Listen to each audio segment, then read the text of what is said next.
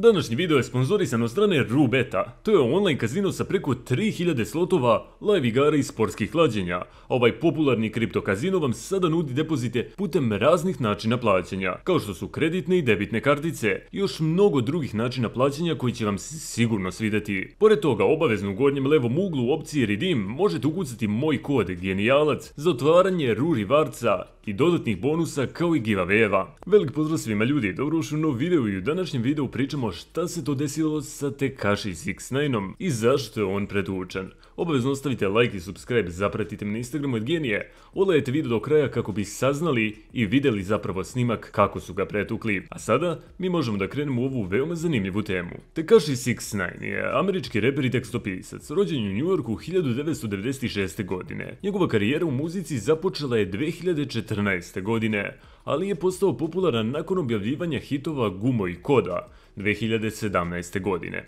69 je poznat po svojim kontraverznim ponašanjima i sudskim problemima. Bio je optužen za brojna krivična dela, uključujući pokušaj ubistva, oružane pljačke i posjedovanje droge. U zamenu za saradnju sa vlastima, 69 je pristao da svedoči protiv svojih bivših članova bande, zbog čega je dobio znatno smanjenje kazne za zatvorsku kaznu koju je dobio. Međutim, ovih dana Tekashi 69 je brutalno pretučen od strane grupe muškaraca u teretani na jugu Floride. A povrede su bile toliko loše da je kontraverzni reper hitno prebačen u bolnicu kolima hitne pomoći. Ali kad ste već tu, da napomenem, najbolja ideja je to što vam nije potreban kripto da bi se kockali na Rubetu, već možete ga odmah kupiti preko sajta. Pored toga, izbacili su novu igru u saradnji sa Snoop Doggom pod imenom Snoop Hotbox, slična je kao Crash, ali kao što možete vidjeti kako se join smanjuje, vama raste X i možete po vašoj slobodnoj proceni izvući u pravom momentu, kao ja ovdje, a možete i sami probati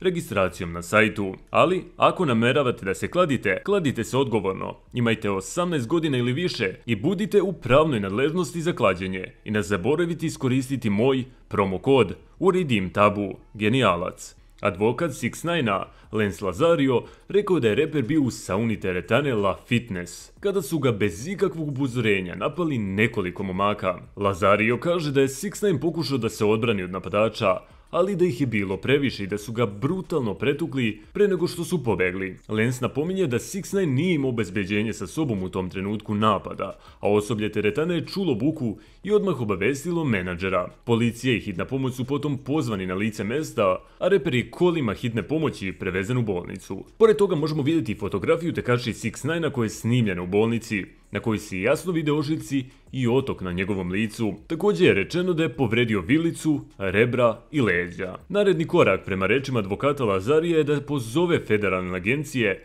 kako bi osigurale da Tekashi 69 dobije zaštitu koja mu je očigledno potrebna. Ajde da se podsjetimo, reper je pušten iz federalnog zatvora nakon što je sarađivao sa vlastima, kao što sam rekao, i pomogao u hapšenju nekoliko članova njegove bande. Trenutno nije jasno da li je napad u teretani imao bilo kakve veze sa saradnjom 69 sa vlastima ili je to samo zato što su ga jednostavno ljudi mrzeli. Čitav video kako je pretučen možete upravo sada vidjeti.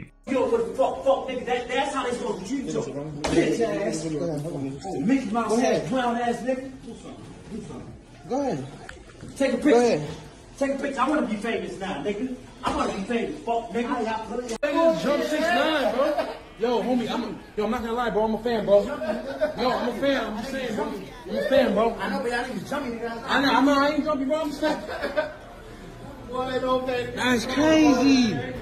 I da ljudi, to je to što se tiče ovog videa. Kao što svi znate, 69 je uvek problematičan. Kad god sam snimao video, bio je neki problem sa njim. Tako da, to je to što se tiče ovog videa. Obavezno ostavite like i subscribe, u komentarima mi pišite obavezno mišljenje o ovoj situaciji, zašto su ga pretukli. I obavezno recite da li ste ukucali moj kod Genijalac na Rubetu. A mi se vidimo ljudi u nekom sljedećem klipu. A do tog klipa ljudi, pozdrav!